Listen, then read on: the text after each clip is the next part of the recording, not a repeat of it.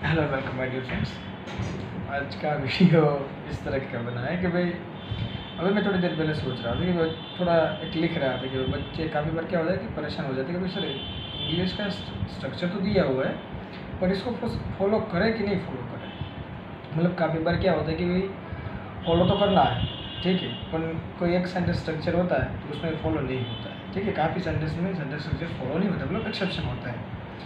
तो मैं एक्सेप्शन लिखने लगा 4 5 6 एक्सेप्शन लिखे। बाद में पता चला कि यार केमिस्ट्री है इंग्लिश है, ठीक है। एक्सेप्शन के बाद एक्सेप्शन निकलता जाता है, एक्सेप्शन का आगे ऑब्सेशन होगा, ठीक है। मतलब कि अपवाद का भी कोई अपवाद होता है, इसलिए ऐसा होता जाता है।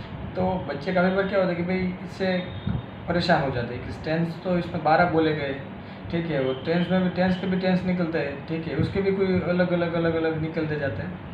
तो ऐसे परेशान नहीं होना है कि मतलब होता क्या है कि हम पहली बार जब सीख रहे हैं तो नियम के बाद नियम के बाद नियम आते जाते हैं, ठीक है। देखा जाए तो हमारी ज़िंदगी भी कोई नियम से कम थोड़ी ना है, ठीक है। बहुत सारे नियम होते हैं, हमको पता चल रहा है नहीं ज़्यादा चल रहा है।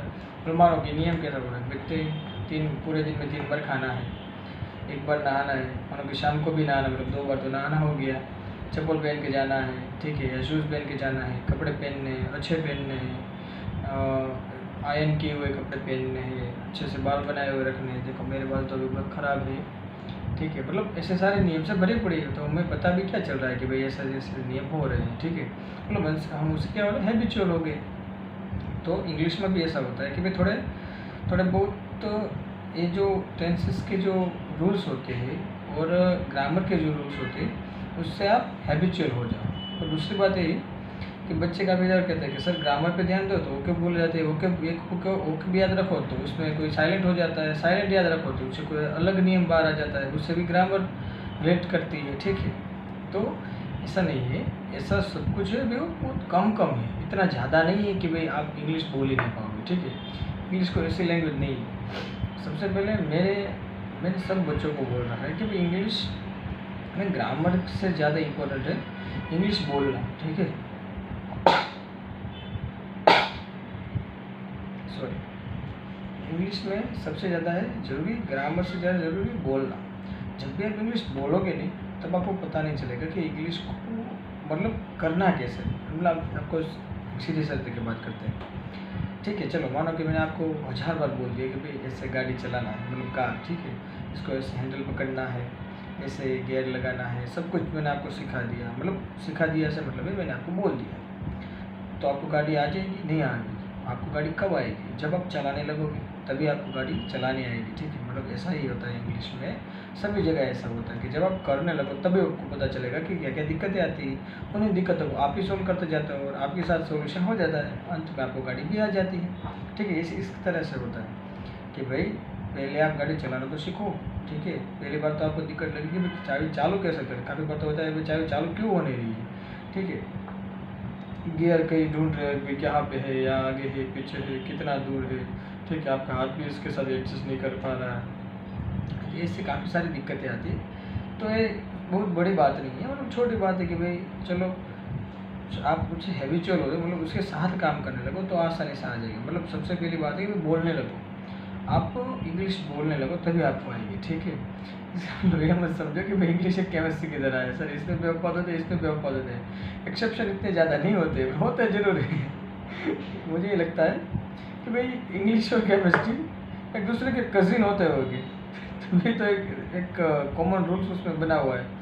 इसमें भी एक्सेप्शन होता है, इसमें भी एक्सेप्शन होता है, ठीक है। ऐसी कोई दिक्कत नहीं है, पढ़ते रहो, आसानी से पढ़ते रहो, खुश होकर पढ़ते रहो और थोड़ा रिलैक्स होकर पढ़ते रहो। रिलैक्स होकर स्ट्रेस लगे मत पढ़ो कि भाई ये पढ़ा जाएगा, ये पढ़ा नहीं, ये पढ़ा ही जाएगा, क्योंकि जिसने बनाया है बन गया तो पढ़ तो जाएगा ही, ठीक है।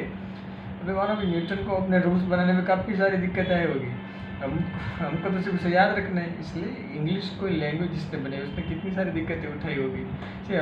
हमें तो सिर्फ को थोड़ा बहुत पढ़ के उसको बोलना है, ठीक है, इतनी सारी दिक्कतें भी नहीं। एक सामान्य आपको सिंपल सी चीज़ बताता हूँ। हमारा कोई अच्छी सी कोई डिश बनी हुई है, उसको डिश बनने में 3 4 घंटे लगे हुए, ठीक है। तो उससे आसान क्या है, खाना है। खाना भी एक थोड़ी चीज़ ही है जो हम करते हैं, ठीक है, एक एक्शन भी है। खाना एक एक्शन है, ठीक है, जिसे हम करते हैं। तो इतनी बड़ी बात थोड़ी है कि भाई हम नहीं खा सकते, कि भाई कैसे खा सकते भाई, उसमें चीज़ लगती है। देखो हम उसके लेते हैं, खाना खाते हैं, हमारा बॉडी उसे डाइजेस्ट करता है, ठीक है, उसमें एनर्जी बनाता है, सब कुछ करता रहता है ना। तो मतलब खाना बनाने जितना तो खाना खाना आसान नहीं, ठीक है, मतलब खाना खाना जी आसान है, उतना उससे कहीं ज़्यादा तो डिफ़िकल्ट है खाना बनाना, ठीक है। तो हमें तो खाना खाना ही है, खाना तो किसने बना दिया, मतलब इंग्लिश हमें बोलना सीखना है, इंग्लिश किसी ने बना तो दिया है, ठीक है। तो दिक्कत मत लीजिए और आनंद से पढ़िए, और इंग्लिश के साथ थोड़ा अपना रिलेशन अच्छा बनाए, मतलब आप इसके साथ ऐसा रिलेशन बताएं कि कोई कोई दूर का एक आपका रिश्तेदार है, उसके साथ आपकी बनती नहीं है, उसके साथ रहना पड़ रहा है, ऐसा तो ऐसा मत करो, ठीक है। थोड़ा फ्रेंडली बनो उसके साथ और उसको एक्सेप्ट करना सीखो। ये आपकी लैंग्वेज है, ठीक है, और लैंग्वेज को कोई कभी किसी को मतलब प्रदेश के साथ मत जोड़ा करो, मतलब हमारी नहीं, अंग्रेजों की है, किसी के नहीं है, ठीक है, कोई किसी का होता नहीं कुछ, ठीक है। मतलब कि मानो मैंने अंग्रेजी सीख ली तो मुझको आने लगी, आपने आपकी अंग्रेजी सीख लो आपको आने लगी, ठीक है। ऐसा होता है कि मतलब कोई किसी की होते नहीं, अंग्रेजों की अंग्रेज नहीं है, ठीक है। तो दिक्कत मतलब पढ़ो आराम से, खुश होकर पढ़ो, थोड़ा टाइम दो इंग्लिश को और बोलो थोड़ा बहुत, ठीक है। Thank you very much.